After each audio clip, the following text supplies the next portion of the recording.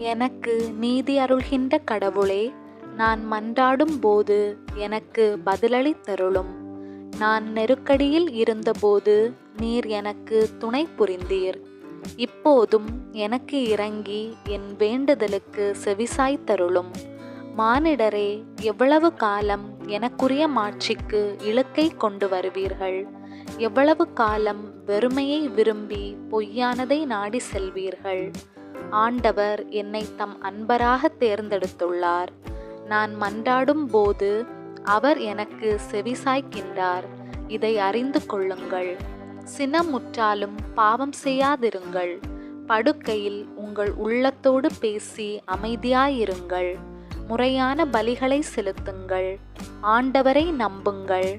நலமானதை எங்களுக்கு அருள்பவர் யார் என கேட்பவர் பலர்.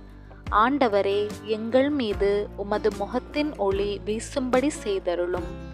தானியமும் திராட்சையையும் நன்கு விளையும் காலத்தில் அடையும் மகிழ்ச்சியை விட மேலான மகிழ்ச்சியை நீர் என் உள்ளத்திற்கு அளித்தீர்.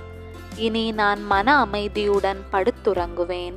ஏனெனில் ஆண்டவரே, நான் தனிமையாயிருந்தாலும் நீரே என்னை பாதுகாப்புடன் வாழ செய்கின்றீர்.